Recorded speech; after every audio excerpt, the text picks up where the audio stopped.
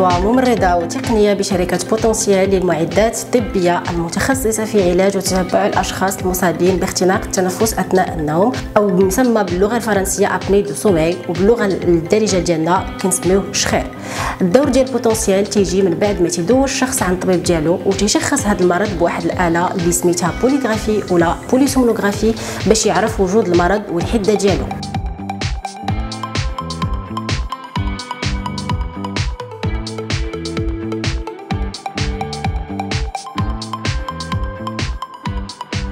وبالنسبه للتشخيص تيقوم به الطبيب المعالج بواسطه جوج الانواع ديال التحاليل اللي كنسميوهم بوليغرافي ولا بوليسومنوغرافي.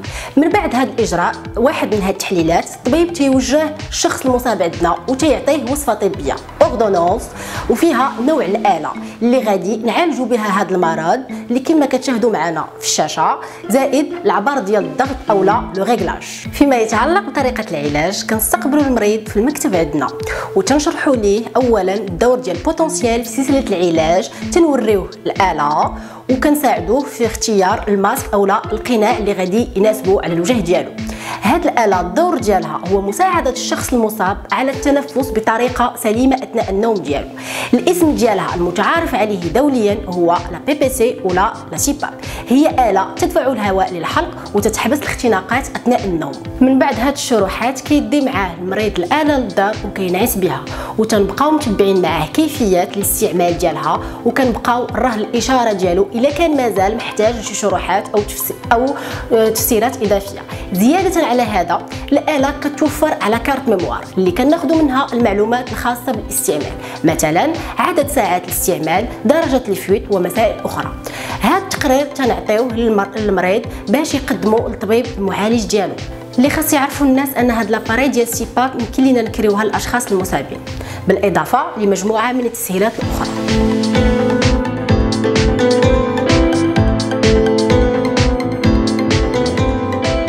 الحكايه ديالي مع هذا المرض هو ان كان الزوجه ديالي تتشكى ديما من المشكل ديال الشخير في الليل. ديما كان عندنا هذا الموضوع تناقشوه بيناتنا، وكان اللي تيخلعها هو انني تنتوقف بالليل على التنفس. كان هذا الامر ديما تتنبهني به كل صباح. انا ما كنتش راد بالي، ما كنتش زعما مهتم به بزاف، حتى الوقت اللي ولا تيأثر على الحياه ديالي في النهار، اللي تمشي الخدمه متعوب بزاف، واللي تنفيق بالليل بعدا حاجه كنت تنتبول بزاف بالليل 3 مرات حتى 4 مرات بالليل. هادشي تيأثر تينقص من لاكاليتي ديال النعاس ديالي بالليل، تنصبح عيان وفي الخدمه مابقيتش نركز بزاف، وحتى في السوقان تيعييني ومبقاش عندي الخاطر ندير حتى شي حاجه. مشيت دوزت عند واحد الطبيب الله يجزيه بخير، هو اللي دار النقطه على هذا المرض اللي سميتو الشخير، او كما سماه لي هو لابني دو سومي. يعني انني انا فاش نعس بالليل تنختنق بالليل، تنختنق بزاف، هادشي تيأثر على الصحه ديالي.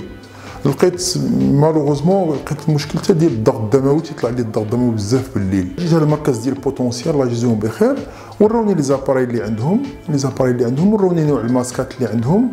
اختاريت الماسك اللي يعاونني تما في الاختيار ديالو على حسب الوجه ديالي وعلى حسب طريقه التنفس ديالي وعلى حسب الموديل، وكريت عندهم لاباري وتنستعمل لاباري ديالي.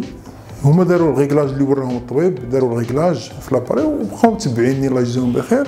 دابا تنحس براسي الحمد لله احسن، تنعس مزيان، بعدا تنعس مزيان، ما بقيتش نشخر، ما بقاش داك التعب. مشيت على الطبيب دوز ليا، لقى عندي مشكل ديال الشخير. ملي لقيت عندي مشكل على الشخير جيت عند هاد بوتنسيال، عطاوني لاباري وليت تنعس مزيان.